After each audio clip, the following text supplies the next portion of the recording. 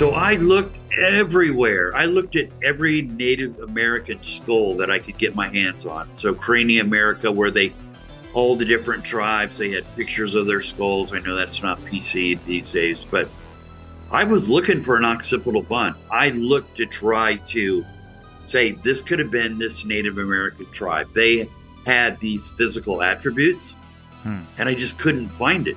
But I can go to England and find it in their burial mounds, occipital buns, brow ridges, all of that. So I think we're talking not about a race of people. I think we're talking a species.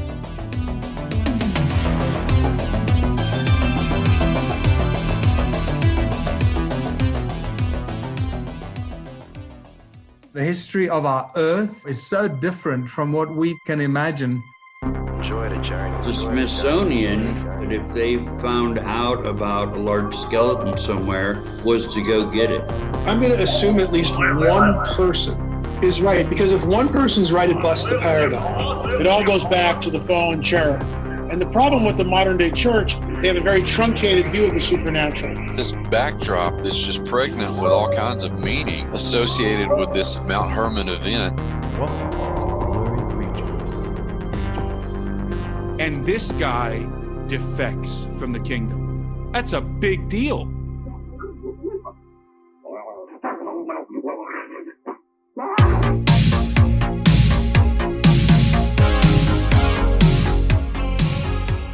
All right, welcome back to Blurry Creatures. We got another great episode for you guys today. We got Fritz Zimmerman back in the house. He was in the first 10 episodes. He was in there, number 8. We had Fritz on talking about the Ohio mounds and just the mounds in America in general. And we're going to get to a lot of topics today with him. He's got a new book out, and we're going to talk about that. And just this mathematical religion that existed and the proof that the Amorites were here in America. Lots of cool stuff that he talked about in this episode. And things in the Book of Enoch. Look at this, Luke. That's a great book right there. Yeah. Probably the best Book of Enoch you could buy. This is the only Book of Enoch worth buying, I would say. No, this is fun. Fritz took a chance on us early. We were 8 episodes in, and he came on, as you said, talk about the mounds. This is the guy that's done the most research. He's visited 700 sites. He's done... Documented 700 sites. Yeah, and 200 mound sites. And this is... He obviously wrote a book. The first book we talked about was the one on giants, and forward by L.A. Marzulli. So yeah, a lot of names here that are familiar, and it's fun. It's like we're turning back the clock, jumping in the DeLorean, going back to the early days of Blurry, to talk about Fritz's new book, which is really focused on the paranormal activity that happens around a lot of these mound sites, and also the advanced mathematics around specifically the Newark earthworks, which is a fascinating look at sacred geometry, Pythagorean theorem, triangles, squares, octagons, circles, and all the above that exist in these earthworks here in North America. And we've talked about this a lot when it comes to the untold history of the Americas, but Fritz is really the foremost expert.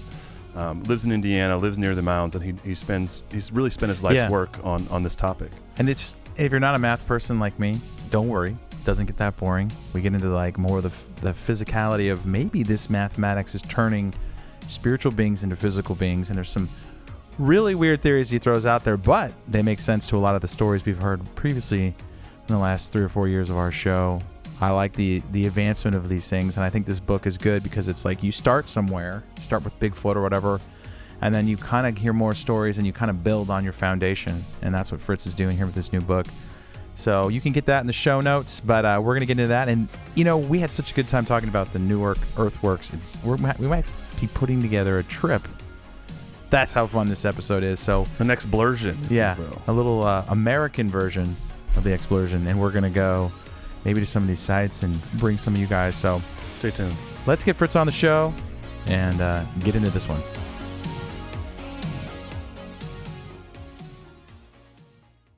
We've got one of our original guests, Luke, on the show today. I think episode 8, we had you on very early on in the show, Fritz Zimmerman.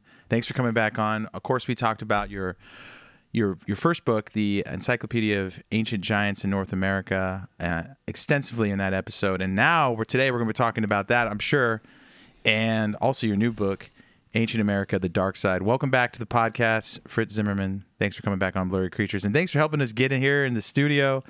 things have grown a lot since our first interview, so thank you. Yeah, things are looking up. Looks good. Yeah. So good to see you guys again. Yeah, excited to have you back, Fritz.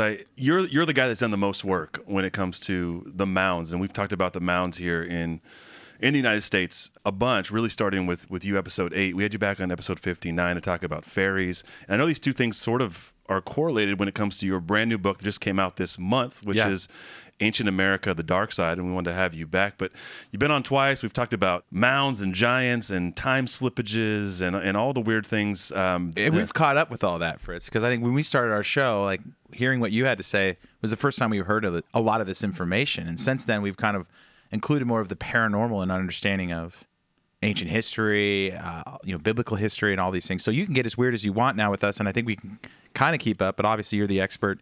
Where do you want to start today? Well, let's talk about the title, Ancient America, The Dark Side. Yeah. Really talking about the Ohio Valley, where all the giants, where all the geometric earthworks are. It's important to establish that, I'm not making this revelation for the first time in history. It's like, oh, Ohio Valley's haunted. Yeah. Like, no, because Native Americans would not live where the geometric earthworks are. So we're talking southern Ohio, northern Kentucky, western West Virginia, and east central Indiana. So that circle going around there. But Native Americans didn't live down in those regions because they thought it was haunted. The Kanawha River, which its mouth is there on the Ohio River, and then the town, which you'd be familiar with, is Point Pleasant of Mothman fame. Yeah. Well, the Shawnee called that the River of Evil Spirits. And then down in southern Ohio and southern Indiana, the Ohio River, especially like across from Kentucky, they called that the River of Blood. And Native Americans would even say, how can you live in Kentucky with all of the ghosts that inhabit that region? Yeah. So there's a precedent of not living in this region because it was haunted. And that was established by Native Americans. And then that goes back to the burial mounds that were there. And obviously that throws a wrench into like the historical narrative that we hear that, they built all the stuff that was there and they were there. But, you're kind of presenting, and what we've presented on our show a lot is that there's sort of this alternate history of America. And I think if you haven't listened to our first episode with you, a lot of our listeners probably haven't because it's so early. But what we talked about is there's like over 700. You documented over 700 of these mounds in this area. Oh, it took you over 10 years, 12 years to do that.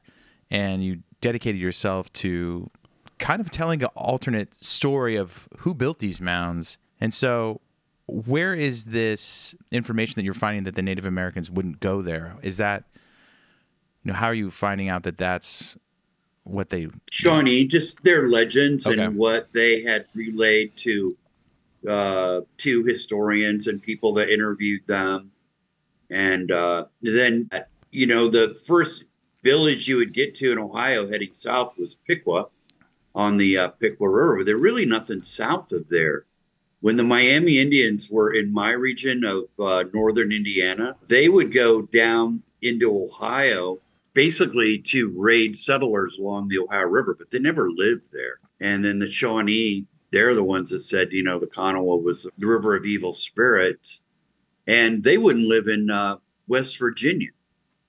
And so, this new revisionist history where the Shawnee now are saying, well, we built the Serpent Mound. It's like, no, you didn't. You weren't there. Yeah. And nowhere is the serpent an icon in your religion. So it's kind of a stretch. But, in our PC world, it's just like, well, there's Shawnee Middle School down the road. So the Shawnee must have built the Serpent Mound. Yeah. So that's our historical perspective these days. But they didn't. And there's, Chief Cornstalk was a Shawnee Indian. He was down there at Point Pleasant and they murdered him. And he's the one that left the curse on that town. But when he was asked about the mounds, he said the mounds were there when we got there. We didn't build them. That's what I was going to ask, Fritz. It's, as you go through these legends, they talk about these spaces and these areas that are haunted and the spirits there, the River of Blood, the River of Evil Spirits. I was going to ask, and you answered the question there, but what do they say, right? And they say that they didn't build it, which is fascinating because as you talk about the Serpent Mound in Ohio, that's the one I always go back to.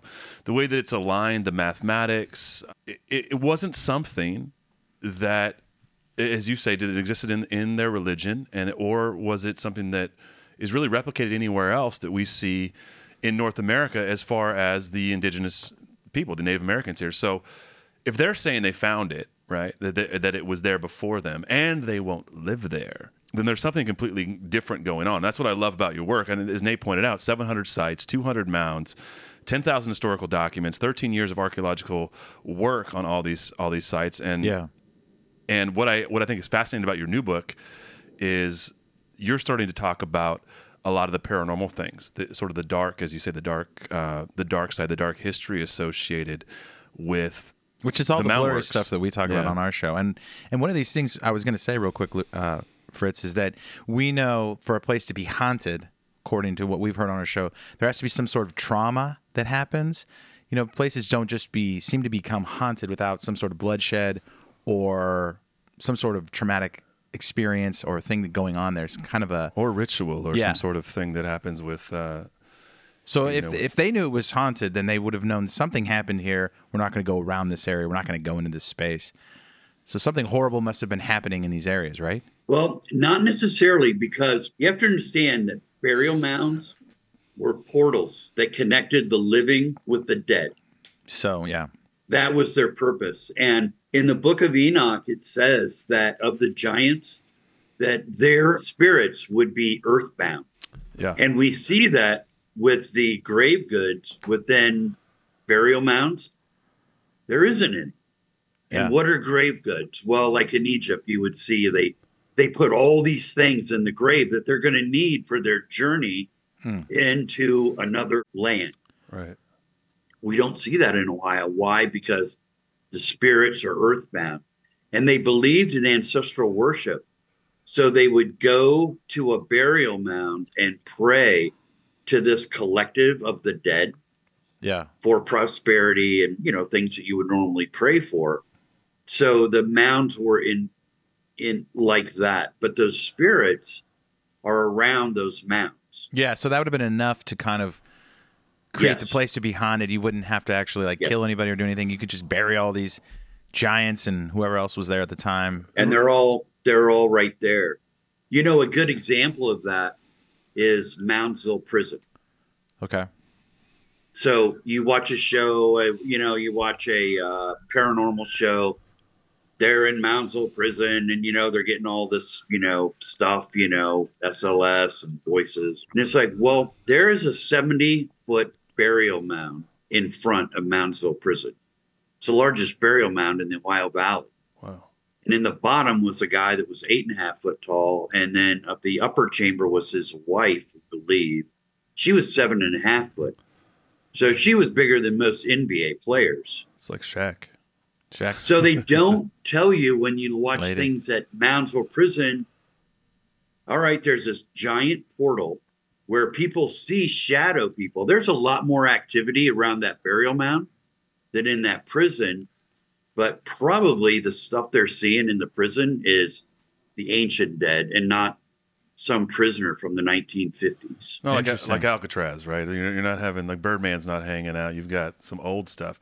It's interesting the way you talked about them going to the mound to ancestor worship. We had an episode we did with Derek Gilbert about the Valley of the Shadow of Death, right? This biblical place that actually exists in the Middle East. And what's there are about 10,000 dolmens. And the same things were happening there. They were going there to venerate the dead, right? And in that same place, a lot of same things, like curses, hauntings, weird supernatural things would happen. And it sounds a lot the same. Like you have this place where you've buried, as you said, the giants, right? Yeah. So then their spirits are, as the book of Enoch says, they are the demons, right? They're the ones that are punished to stay here because of the sins of their fathers. And then you have giant worship or giant veneration worship, ancestor worship, and then you've got really the perfect mixing for a portal. It kind of reminds me of the 80s, guys. When we were kids, we had that orange juice concentrate, and then you would dump out this, thick sludge of orange juice, and then you mix it all together. Is it kind of like you have a concentrated just darkness, and that invites in all kinds of things. Is that what they're trying to do? They're trying to concentrate, the dead bodies and everything else to create a hotspot. Right. And burial mounds and earthworks are all hotspots. I did a correlational study one afternoon, and I went to all the places where the dead files. I kind of feel that's legit. Yeah. That show, legit. Okay. So I just marked on a map everywhere they were doing their shows. Do you know predominantly they're in the Ohio Valley, West Virginia, all the places where the giants were. And then you could take that into upstate Pennsylvania and New York, where there's a lot of giants. And it's like, oh, there's a real correlation there between giants and where these people are doing their paranormal investigation. So I thought that was significant. And, it would be so random where they would have their shows, right? But it's not. It all kind of lands in the same geographical area where 80% of the giants are found. Fritz, when do you start noticing that there's paranormal activity going on with the mounds in your career? Or like, when do you start seeing the association that this isn't just, these aren't Native American probably, or if, there's more going on here, these are older, and then the woo starts coming in. When do you start noticing that? Very early on, some of the first mound sites that I went to here in Northeast Indiana, there was just kind of an electricity. It's really hard to describe what it was, but there's like an electricity around the burial mounds that it's noticeable when you're at these sites. Yeah. And, like a sensitive can kind of pick up on whether or not they're kind of in a haunted place or not. Yeah.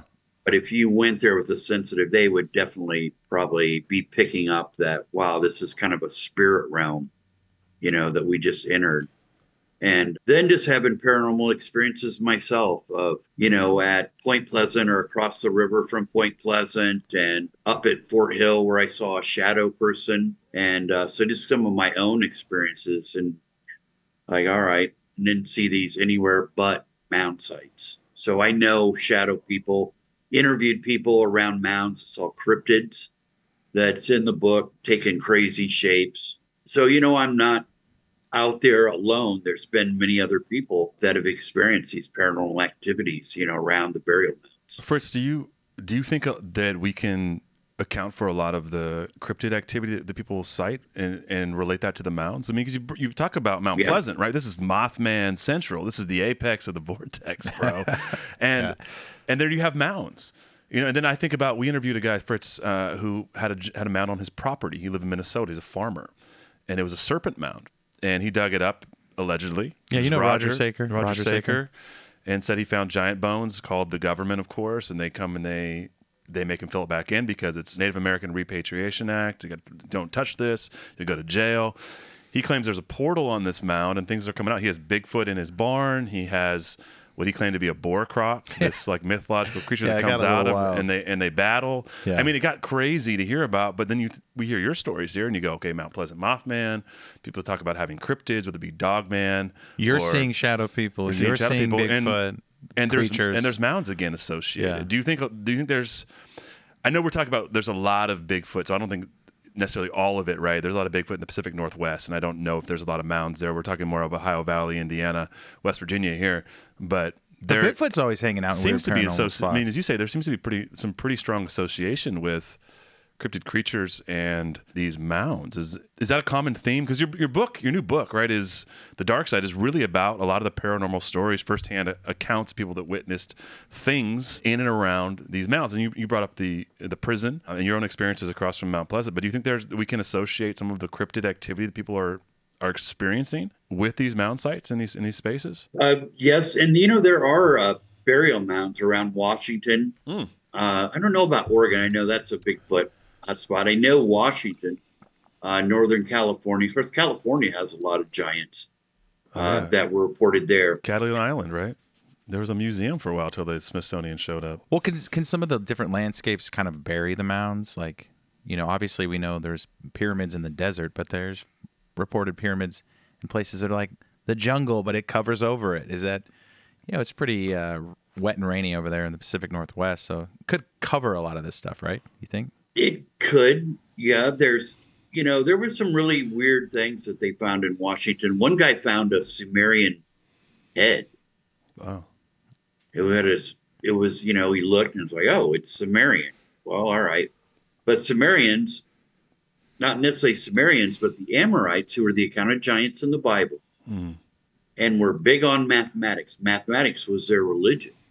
Interesting. And they were the first to come up with May 1st, and Salmon, I think I'm pronouncing that right. Samhain, yeah, we did a whole episode with Fritz. Yeah, we did a whole episode with a druid, a druid who talked about Samhain and the practices of the ancient Celts, and he was a modern day druid, but he was talking about the things they did on Halloween, on Halloween, which is again is the solstice, right? It's my big discovery that I unveil in this new book is that the Newark, Ohio hinge, which is 3,600 feet in circumference, is aligned to the Beltane May 1st sunrise. And on October 31st, if you stand in the gateway, the sun will set on the gateway. So are these Celtic alignments? Is that what you're saying here? Yeah. And where is this? Yeah. Where is this hinge? Where is this located?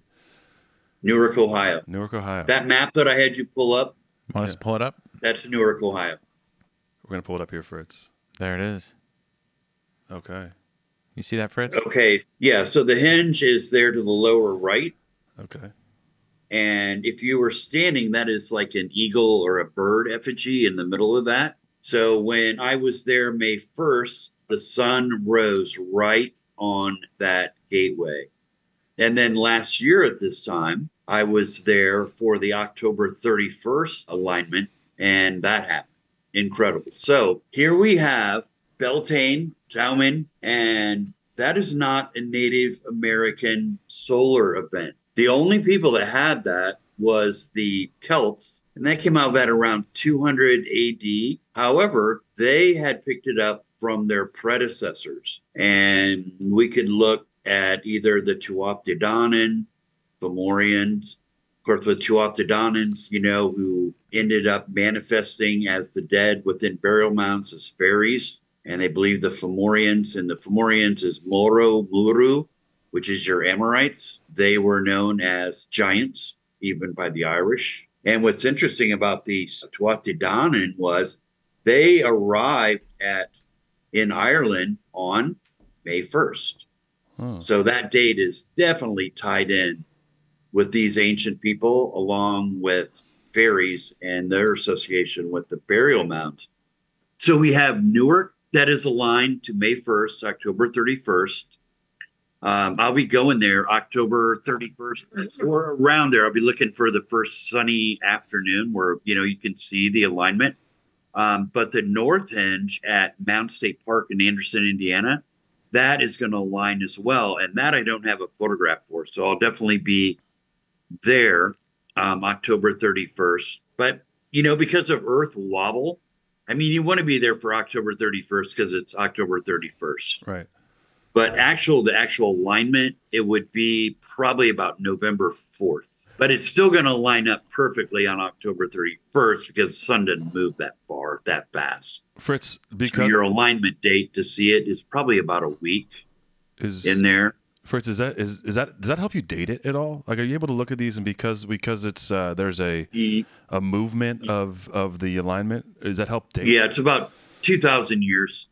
Earth wobble, and then it'll wobble back. So in another 1,000 years, 1,500 years, it'll be dead on to May 1st again. So are you believing that these mounds and these earthworks in Newark are 2,000 years old? Or are we talking how old do you think these are?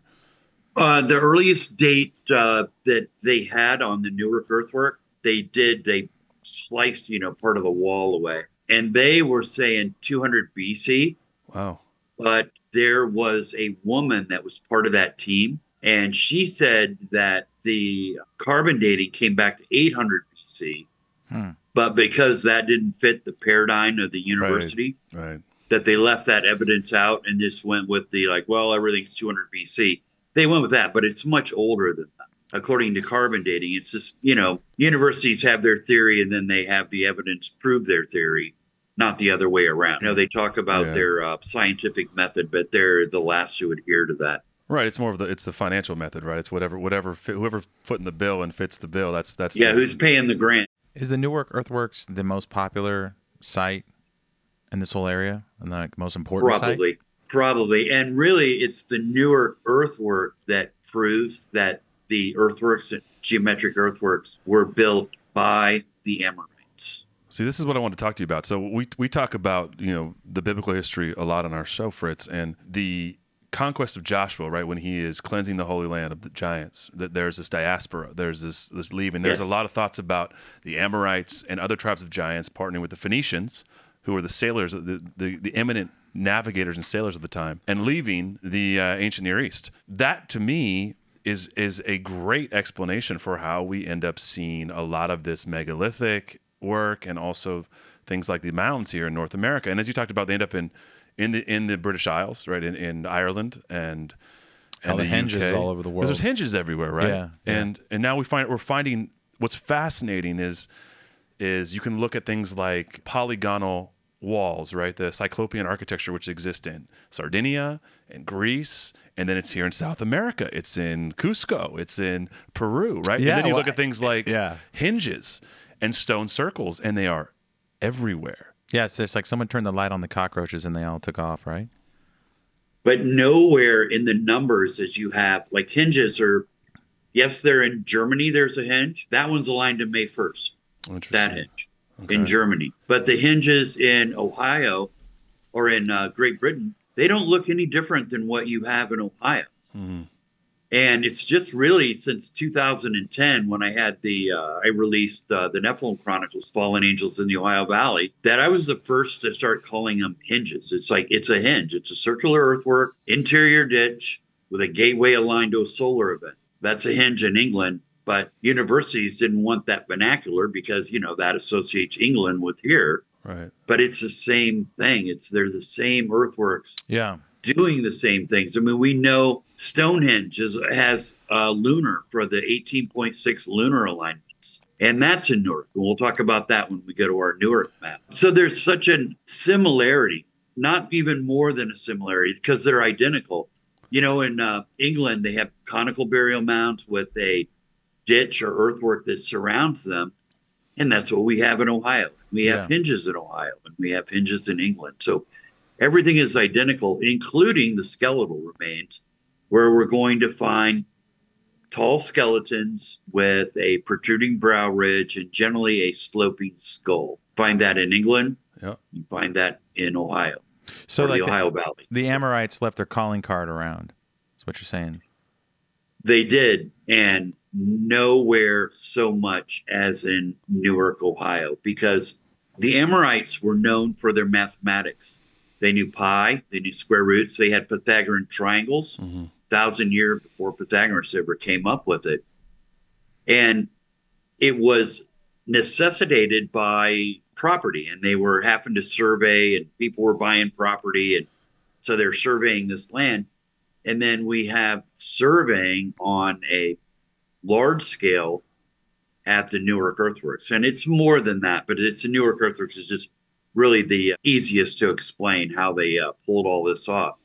So they had pi, square root, Pythagorean's triangle. They had all these things that are going to play out at the Newark Earthworks. That is, as you say, the calling card of the Amorites.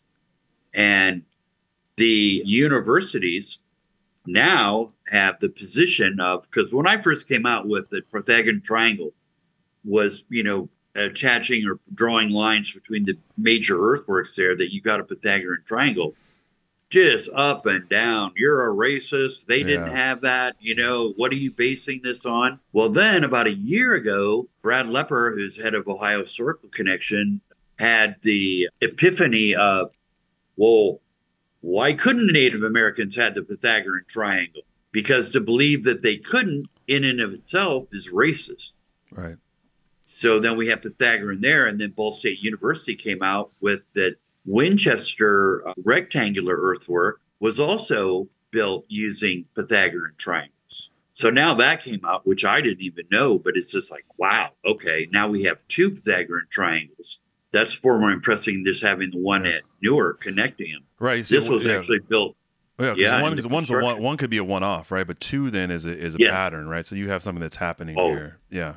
In my research, you always find that second one, then you know you have something. You hit something. Fritz, this might be like a little bit out of left field, but the hinges, we talked to one gentleman who actually moved to Egypt, and he said that the hinges were actually a lightning rod to supernaturally charge the area. And that's purpose for the ditch was full water. And then it's sort of... It's like a diametric battery. Yeah. Does that play into any of those thoughts, play into your work or what you think the hinges are for? And why are they building these things in such a mathematical way? It's not just random. And I have a secondary question on top of that, Fritz, is were they in these hinges in North America, are they using timber instead of stone because just the availability? Because what you see in Europe and in the Middle East is that they create stone circles, especially the ones we're familiar with in the UK, right? But there's not a lot of stone circles. I think these are more earthworks, right? So were they using timber potentially or hypothetically? Where did the stones get moved? For the standing stone, for what would be like a standing stone, or was this just just geometrically the same, but they didn't have the stonework? In England, around 1200 BC. Now we're looking at the end of the megalithic era. So hinges over there went from having stone circles within this circular platform in the middle to burial mounds being placed in the center. And then sometimes they would have a wood structure in the center as well. And that's what we find as well in the Ohio Valley. So the reason we don't have stone circle is because that era had ended. Oh, I see. And it had ended over in England. And it ended here as well. Well, it actually never started here because it was after that date. So that was a transition out of the megalithic, and now we're just dealing with earthworks on their own. Interesting. Yeah. And then the other about the charge, we know that they held water, and water is used as a barrier. So was it used to keep something out or to keep something in is the question. Interesting. It's like a moat, right? It's like a castle moat. Yeah. Well, that moat that goes around, you have your circular earthwork and then that deep ditch. So, that was filled with water. So, it was used to either keep something out or it was used to keep something in. Yeah, the episode we did was like weather modification. Like the whole thing was there to like modify the weather and create more storms and create rainfall. It was kind of an original harp invention. To try to, it was really interesting. Yeah, so that was the theory of these areas were trying to call in more lightning, more activity, and manipulate sort of the environment and the weather around it. But who knows? I mean, obviously we know that whatever we're being told isn't the official story, right? I mean, I guess one of the questions is like why are they so reluctant to cover up this part of history? I mean, you're describing the Amorites as a different species, almost completely different species, which is something that we talk about a lot on our show. Is that you would have some pretty insane commands by God to get rid of some of these things, and a lot of people now, modern day people, just interpret some of this Old Testament kind of monumental times as God being mean or genocidal. Yeah, but these things don't sound like. It's like a completely different. It's a hybrid. Yeah. Yeah, the biblical story is really interesting because I get 2 or 3 times of God says about the Amorites, it's like, because the Amorites' iniquities are not yet full. So it's like he was always giving them a break. Like, all right, they did this, but, the cup's not full yet. So, all right, let them go.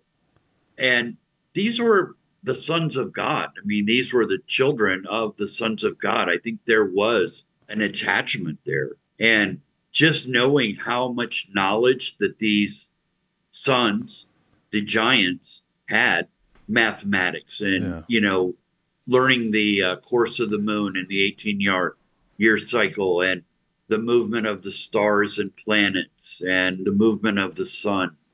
And all those secrets were taught to the Amorites by the sons of God. They weren't supposed to relay those, but they did. Do you believe they had some of it was instinctual because of their, that lineage? Yeah, the other half of their bloodline was angelic. It could be because I project that when we're talking about the Amorites and we're talking about the skulls that they find in England and British Isles and what they find over here, are so completely different than modern man. That includes that many of them didn't have a coronal suture. Yeah. So, you have one that goes down vertically Sagittal. down your skull. Yeah. Then you have another one that goes laterally on each side. The lateral one, a lot of them didn't have that. Mm-hmm. And they had the bulging eye ridges, and they had the sloped skull, and they had the massive jaw, and some of them had 6 fingers, and some of them had double rows of teeth, and some of them had horny protrusions coming out of their skulls. Is that we're looking at a completely different species of man. Yeah.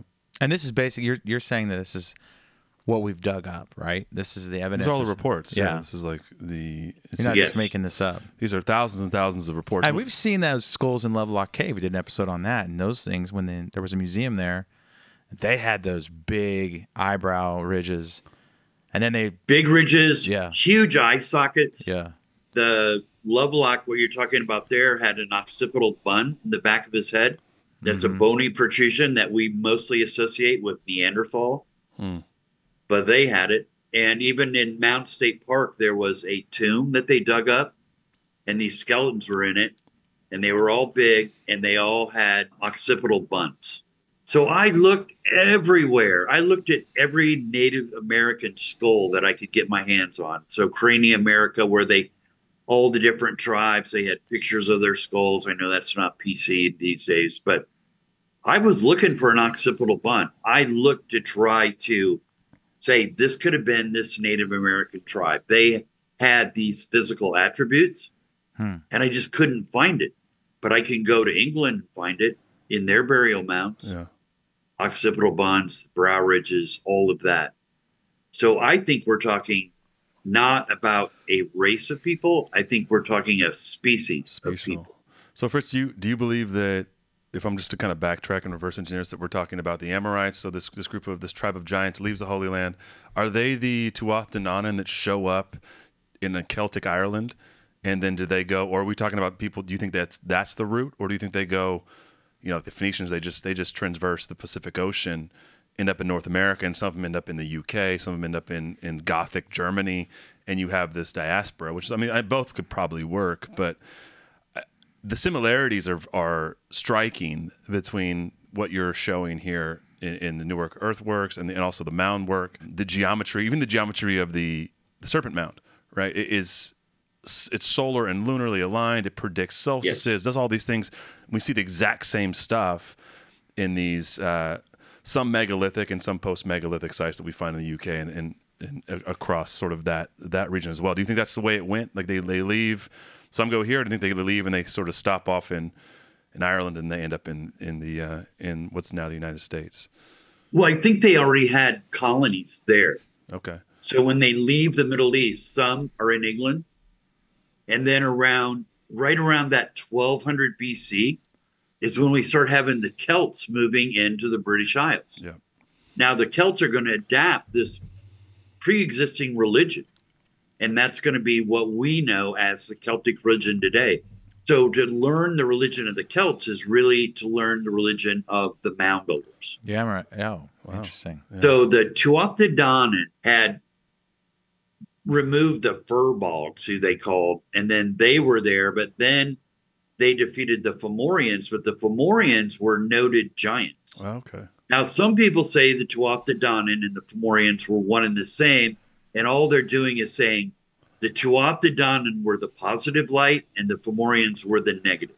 So they may have been the same, but what's interesting is that they manifest, the Tuatha De Danann manifest as fairies who reside in both ditches and earthworks and in burial mounds.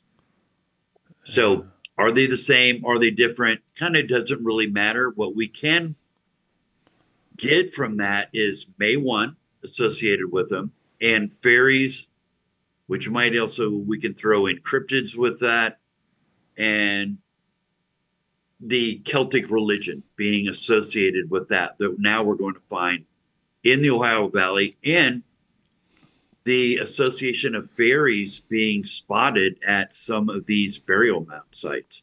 Yeah. Most notably Mount State Park, where even a park ranger went on record saying that he saw a fairy at that park. Can you also update our listeners on like your understanding of what a fairy is? Because most people just think like this floating little bug. And we type did of creature. episode 59. You have a book on Yeah. fairies. We did go through it like extensively, so we can go back and get a full cup of that. But because we're talking like race of pygmies as well, which Luke loves to point out that I love. Yeah, the pygmies are different than the fairies. Yeah. Well, a fairy is, all of these things, whether it's a fairy or a cryptid or a shadow person, it's what are they going to manifest to scare the hell out of you, is what I believe. So a fairy has more like a shape-shifting type of. They all do. DNA. Yeah, they all do. I mean, they can become Bigfoot. well, look, then here's something interesting, Fritz. If they want. If we talk about the giants in Ireland, and then their spirits are the fairies, and we look at Enoch and say the spirits of the giants are the demons, then are we talking about the fairies being something demonic, a demonic manifestation? Is that an easy? Oh yeah. Okay, that's the line we're drawing, which I think is fascinating. Oh, this isn't your Tinkerbell. Right. fairy. No, these are nasty little bugs. Yeah. But But it's basically you're dealing with a demon. yeah.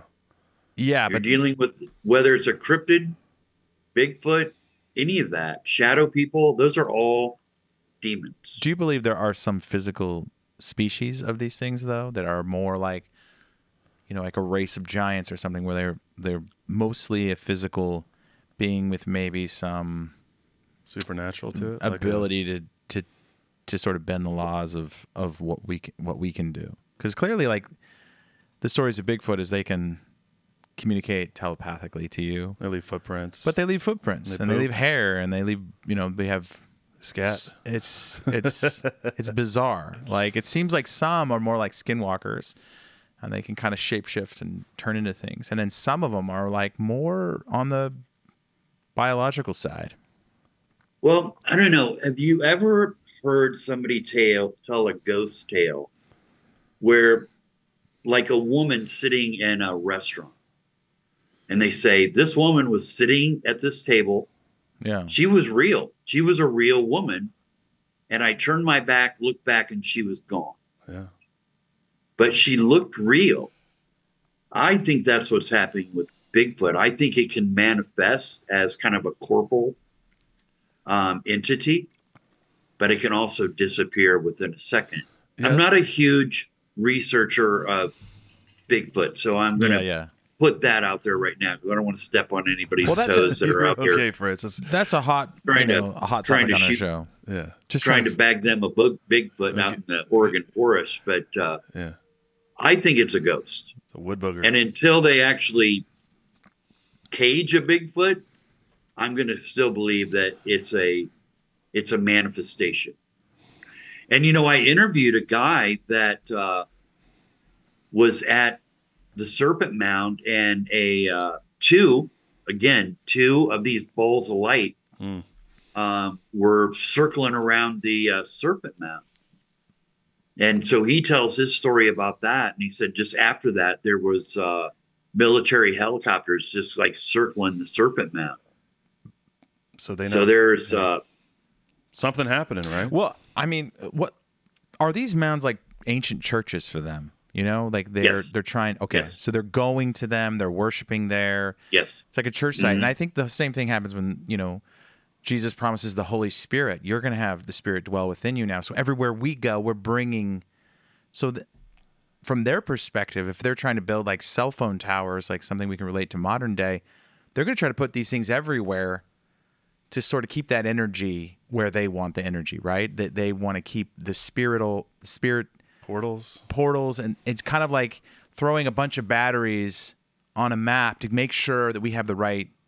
Is that kind of how you see it now? Like, well, the burial mounds, yes, and then the earthworks, the geometric earthworks, the sacred geometry of circles and squares, and the combination of this ancient religion of mathematics as a base. That if you had, the ultimate was to square a circle. So you have an equal area in the circle and the square. Yeah. Or you have the perimeter of the square being the same as the circumference of a circle. And by combining those two in this ancient old world religion, you could transition the spiritual into the material. Now we're going to take something from the spiritual world and we're going to materialize it.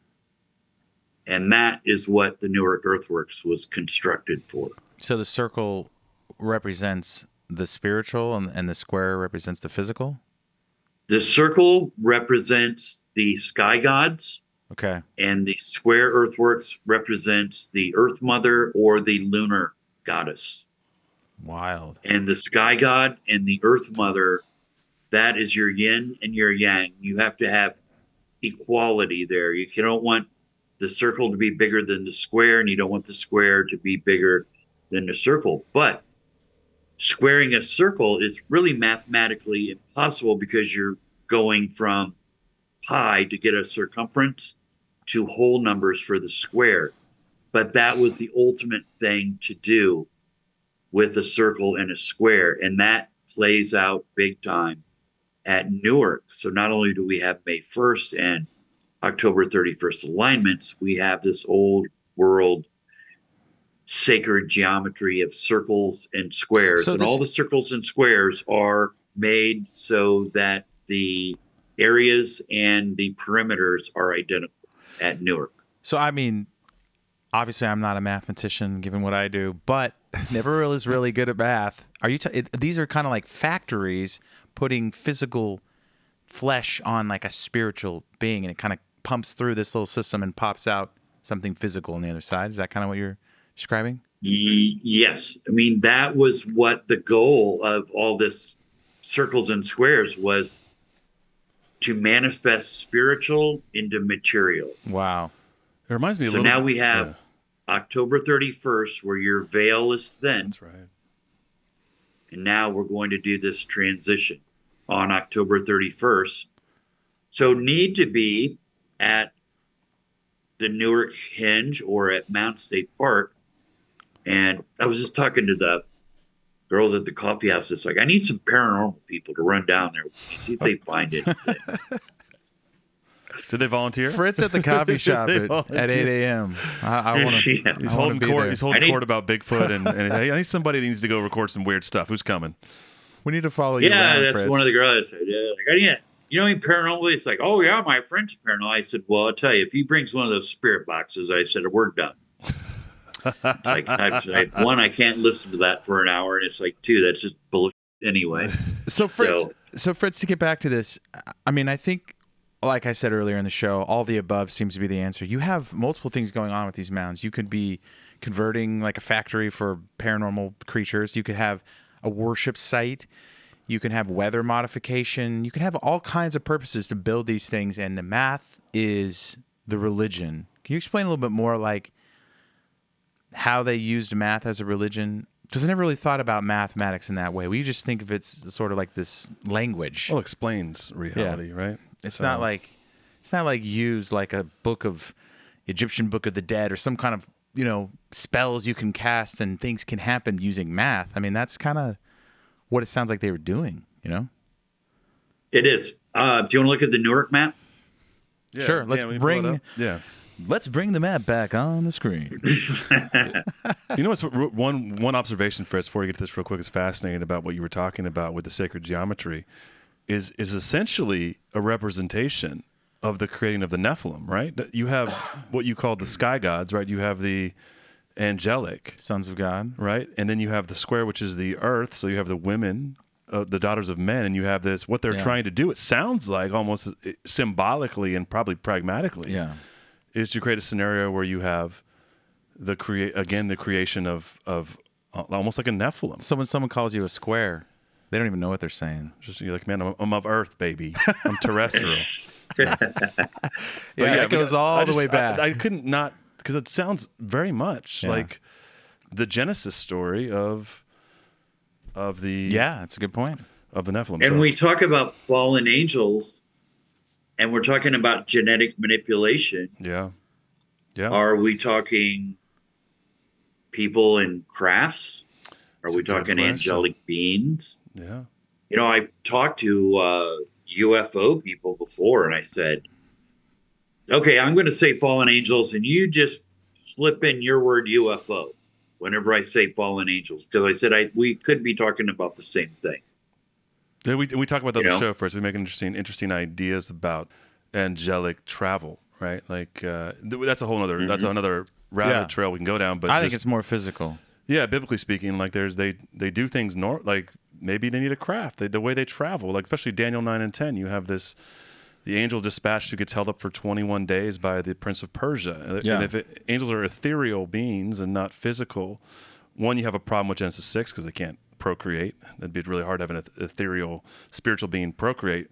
Secondly, they should be able just to pop wherever they want. It's sort of this medieval idea of the angelic, but it seems all the descriptions They're in the limited. Bible show them moving, They got walking, they got a little more square in walking them. or traveling, and then how do you hold up a spiritual being for 21 days? Like, that doesn't actually even really make a lot of sense unless there's a physicality to it. So we've gone down a lot of those paths to try to explain, and then you get into the abduction phenomenon. I know we're going to get to the earthworks, but it's really interesting that a lot of people that claim to be abducted, and there's a lot of data, 30 years, John Mack did a ton of this, that a lot of it seems to be focused on genetics, which is interesting because there's an argument they could just go pick up coffee cups and stuff out of the trash and get genetics, but for whatever reason, they seem to be breeding people, taking humans and doing genetic experiments. But that's also not the direction we're going right Fritz, now. I have a question. Do you think this math was kind of responsible for how the giants came back? Because we know they were there before the flood, and then they were wiped out, and it says they were there again. Is this mathematics part of that, you think?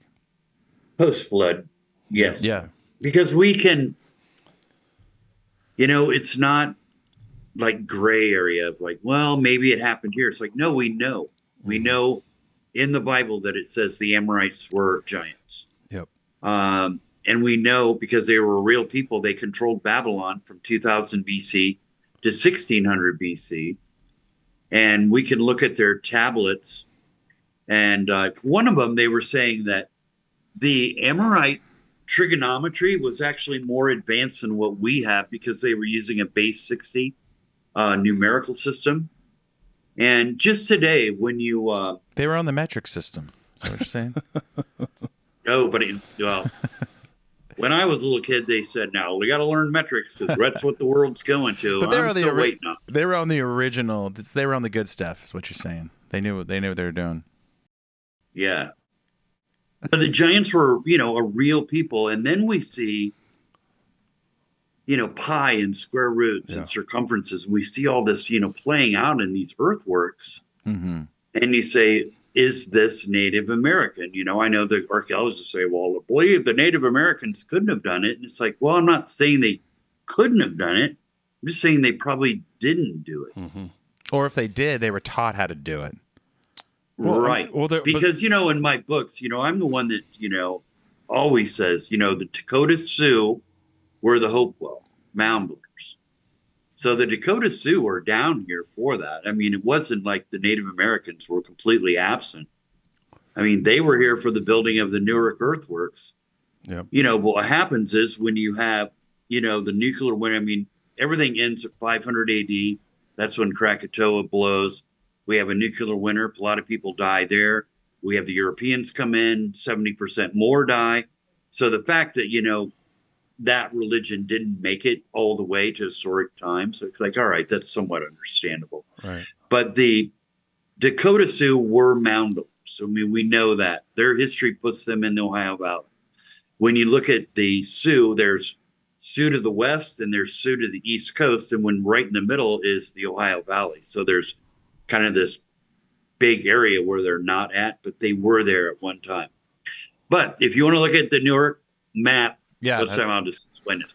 We got it. Okay, so you have the circle and you have the octagon.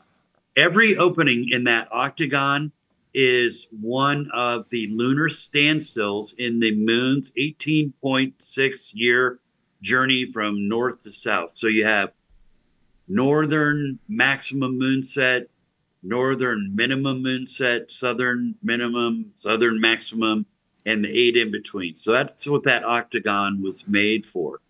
That circle that is attached to it is 1050 feet in diameter. And if you take a square of 1050 feet, it will nestle into that octagon perfectly. Wow. Now, the area of that square within the octagon is the same as the area of the hinge. And when I say hinge, that is to your lower right, that big circle with the gateway there. Yeah. The circle attached to the octagon has the same area as the square earthwork. Okay, so those two all are the same. So this is the mega engineered. I mean, we're talking like, because if you're having how big is this squares site? and areas match, this is meticulously engineered by. Yeah, this is the who original designed it. YMCA. You know what I mean? Yes, this is The construction worker some and real the map. Indian chief. No, Yeah. not To that do one. Yeah. You got the sauna over here.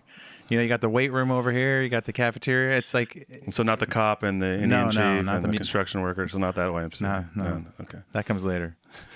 Now the circular earthwork.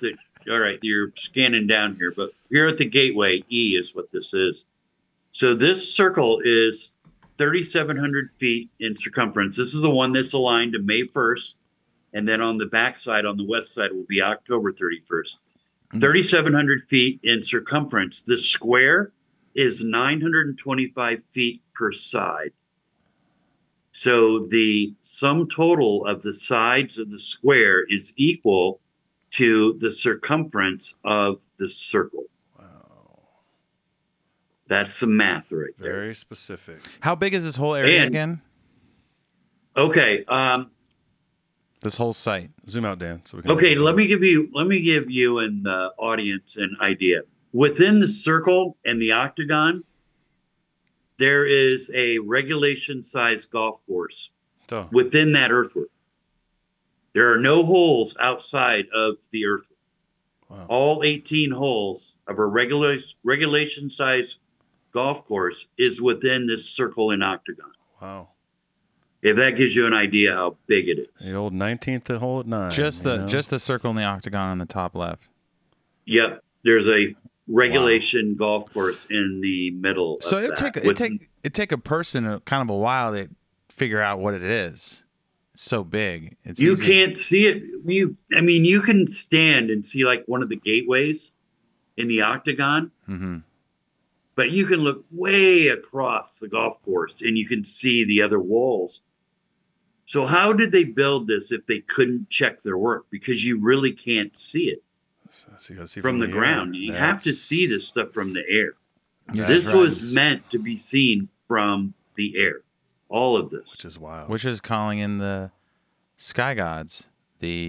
Right. And so now we have circles and squares all with equal areas and a circle where the circumference equals the perimeter. Now, what's not on this map is about 7,500 feet on a line to the southwest if you drew a line between the circle and the octagon. Now, what's interesting about the size of the circle and the octagon is the same ratio as the perigee and apogee moon. So there's like the big moon and the small moon, and the ratio of the small moon and the big moon is the same ratio as the size of the big hinge circle and the circle attached to the octagon. How crazy is It's that? really crazy that this is all So- incorporated into something so ancient. Is this recognized, Fritz, by anybody else, or is this something that like? They don't. Well, it should be more recognized. It's not because of just the crazy math. Well, it's inconvenient truth for the narrative as well. That these. Yeah, because it puts it within the realm of of being a Native American site, even though it is with the Dakota Sioux, but that knowledge was brought to them. To the southwest of these earthworks is Geller Hill, and this kind of road that's coming out of the octagon heading south. That road's heading down towards Geller Hill. Will eventually get there. So that's about a mile and a quarter away. And it's the highest point of ground. There's a bunch of mounds up there. There's all sorts of paranormal activity. that I witnessed up there on top of that hill. So that is the high point of ground in this whole, landscape. If you draw a line from the middle of the octagon to the middle of the big hinge, big circle down here, and then 2 points going towards Geller Hill, you get a perfect isosceles triangle. So the sides are identical from the circle to the octagon, all pointing there to Geller Hill. And the triangle has always been seen as kind of a transition for spirits. So it's, not surprising that we have all these burial mounds on top of Geller Hill up there. So that is just a little bit of the mathematics that is going on at Newark that can be explained in Old World religion, but I cannot explain it in Native American religion. So you only in Old World. You got the Pythagorean theorem. You've got the squaring of circles and squares. You have the area of circles and squares and associated matching. You have isosceles triangular geometry. Octagon, that's octagonal geometry that actually is lunar aligned and also uses the scalar measurements of the small and the big moon, and all this exists in this sort of enigmatic Newark works. It's so fascinating for us that, like, as you look deeper and deeper, it just reminds one of the things we talk about on our show, and that you're a evangelist for this, is that the history we're told is obviously a narrative that isn't always the truth. And when it comes to things that are very close to home for us and closer to you because you're in Indiana and we're in Tennessee, but things are here even in the U.S., the deeper we dig, the more we find that what we're being told in the history we've been taught is not necessarily always the truth. In fact, there are things. This reminds me in some ways too, Fritz, of like Göbekli Tepe, right? You have this thing that they've discovered now, and maybe not unironically, but the World Economic Forum wants to fill in.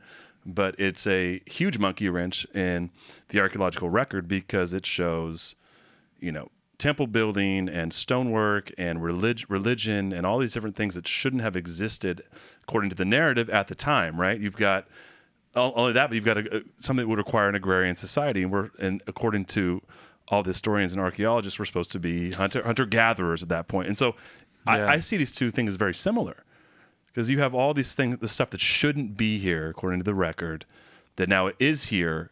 And of course doesn't get a lot of attention because now you've got to rewrite the narrative. Now you've got to change all of the brown signs and the green signs at all these historical places. And it validates a lot of the biblical narrative. Yeah, it's like it's very interesting that the more we look into history, whether it be in Turkey or here in the Ohio Valley and in Indiana, it seems to be a lot different than and much more advanced than we've ever been told. Yeah, ancient intelligence is like a thing that they're afraid of.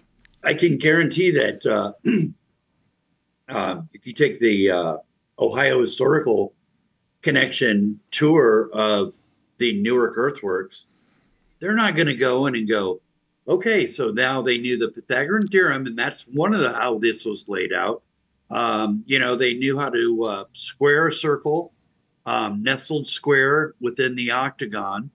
They knew pi, because they have to know pi to get the circumference of a circle and then extrapolate that into the square earthwork, keeping in mind that you have to keep the square earthwork the same area as the circle that is attached to the octagon, along with having the perimeter of the walls being equal to the circumference of the large hinge.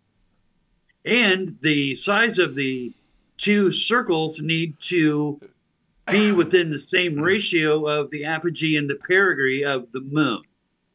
Okay, let's get started. Yeah, I mean it's now you throw an that at one of your coincidence. mathematical friends and say, "This is what I need. I need this. I need this to match up with this. I need this to match up with this," and then it needs to be on a scale that you can't even see it from the ground. Which is insane too. There's a lot. I mean, that whole thing could be a whole episode, Fritz. You have like the Nazca lines. You have all these, ancient things, including what we're finding in Ohio and Indiana, and Well, in the a lot of Serpent them have Mound. to really make sense from the air. Yeah, just the Serpent Mound itself, I would say. You couldn't. And you guys don't know about this. No, I'm sure none of your listeners know about this. That you have this mathematical machine that was made to take the spiritual into the material. That's what this was built for, in mathematics and sacred geometry. It's wild. But again, we can explain it in old world religion. I cannot explain it to you in Native American religion at all. So who built it?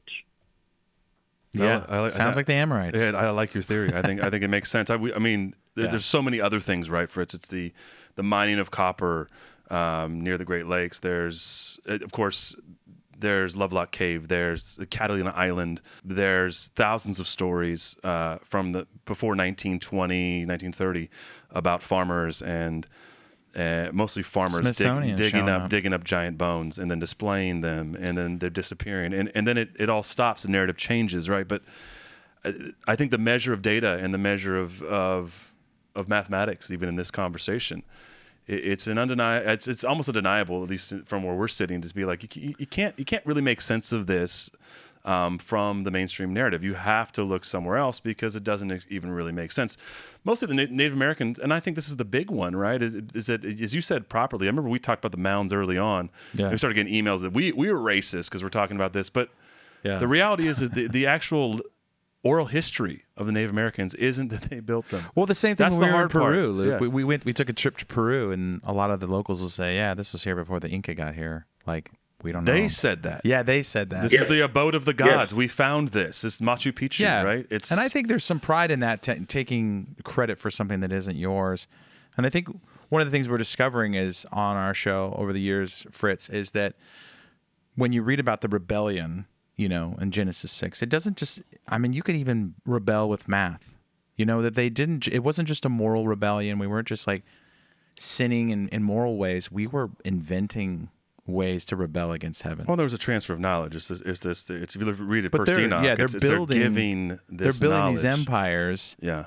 They're trying to create some sort of heaven on earth experience, and they're trying to manipulate every last inch of the physical world. Is that kind of how you see a lot of these places, sites? Well, yeah. is there any greater example than Newark? It's crazy. Yeah. Of the manipulation and, I tell you, it's like, these earthworks are talking and nobody's listening.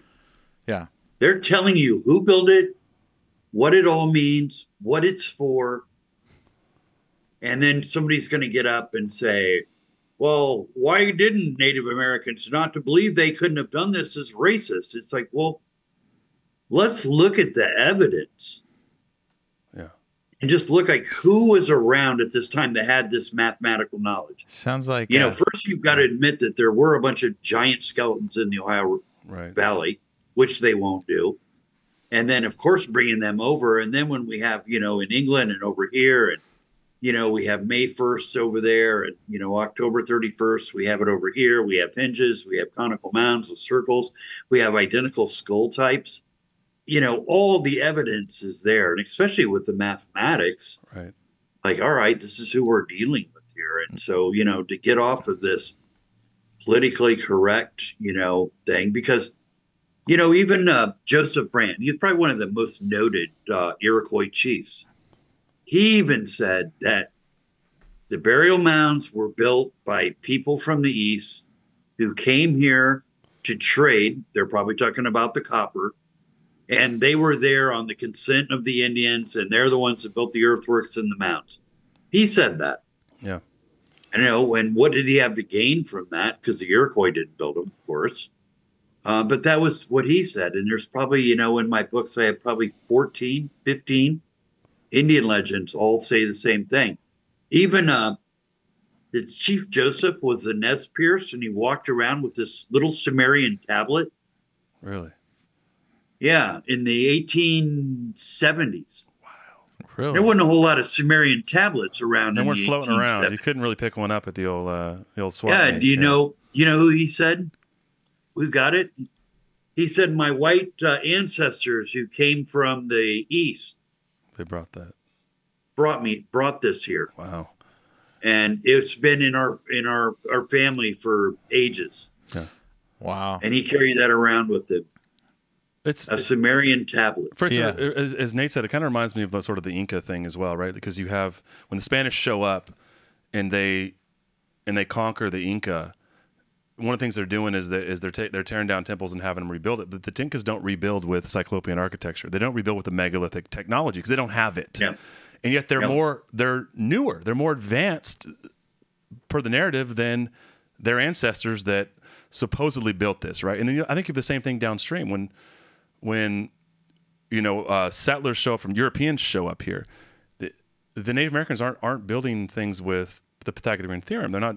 That knowledge was not only predates them, but that they at least appeared to not have that knowledge at the point. It reminds me of the same thing. It's like there's or the need for the knowledge, or it's lost at that point, Yeah. right? It isn't used, which is almost exactly the opposite of what we're told. Is that people's groups get more advanced as time grows, but the things that are more ancient, again, whether it be the pyramids, or the ruins of Peru, or the earthworks of North America, of the Ohio Valley, are all more advanced as you continue to study them and we continue to talk about them. They're more advanced than the stuff that comes after, and that is the enigma that can't be explained by the narrative that we're told and fed. It makes me feel like when you throughout this episode that when you think about a different species and how they kind of would go about building something, you think about just two animals. Like a bird building a nest versus like a squirrel building a nest. They have a completely different agenda. And why would the natives, with a very small window of growing season and they're migrating, why would they spend the time and the energy to build something like this that's this massive? It would take every single person, every single resource, every single thing they had to build it. But then why? What are they getting out of it? What's the exchange? And if you are a race of giants, that this is your religion, and you're building a doorway to the underworld. You're trying to darken the world somehow, trying to pour the darkness over the area. This is what you'd do. This is what you'd build, and you'd have multiple reasons to do that. I think the natives. And why isn't that in your religion now? Right. It's a great point. Yeah, exactly. Have something to say. Well, they're doing this, and that's what we believe. Right. And why? And the serpent is a big part. Circles and squares. We've always been, because you see circles and squares, and something, but it's not. It doesn't exist. Yeah, Fritz, appreciate it, man. Thank you so much we'd love to give you a chance to promote your new book, and we're going to put a link to your book in our show notes as well. But tell our listeners where they can find you, where they can follow you. And it sounds like, Luke, we got to take a Blurry trip with some listeners to the Newark site. Fritz, would you want to do that someday? Sounds like a good should do that. We'll bring some folks. We need to bring you. Do that. We need you as a tour guide, Fritz. You got to be yelling at people. That's I have my travel guide, so you can always get that. And I have all the sites that are address restricted. So I always say it's like if you go and just look on the internet, for every site you see, you'll pass by 3. I may do a new travel guide, an updated one. I do have some new sites that I could take people to. There we go. But winter is when you want to go to the mound sites, which is coming up. I'm looking at getting out around the 1st of December. Once the foliage has died, then that's a great time to go to the mound and earthworks. But the great thing about those is you're going to go to serpentine, earthworks. A lot of them's on public ground. So you can go, but it's all free. So you can visit this ancient world and go to 4 or 5 mound sites, 2 or 3 hilltop serpentine enclosures for a big day of mounding, and it doesn't cost you a dime. It's just such a great way to spend a day. Just don't drive up with you and Indiana Rick, right? Unless you want to lose some time. Yeah. Might take a little more than a day. But probably nobody will ride with me in my car. Listen, honey, I was gone a week, but I was only gone a day. You're right. Wait, what? Huh? Where did you go? But yeah, the new book, Ancient America, The Dark Side, is out now. Is it on Amazon, or where do you It's on Amazon, and it's something that I'll add to, because I'm going to go down to Mount State Park October 31st, and so I'll add that photo in there.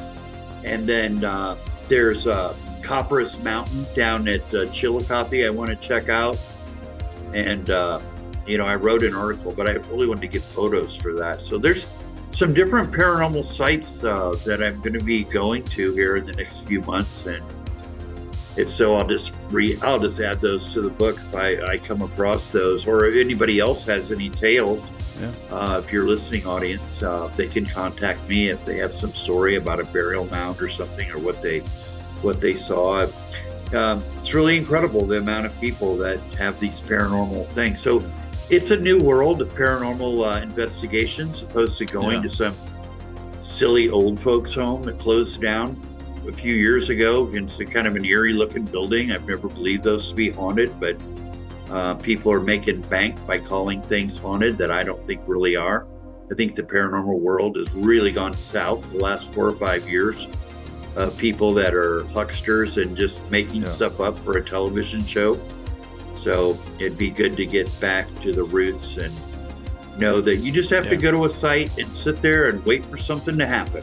That's right. Don't need it. I think I'll pass. Appreciate it, Fritz. Thank you so much. And thanks for coming on our show early and giving us a chance and a shot. And then if you want to find Fritz, go to your local Indiana coffee shop.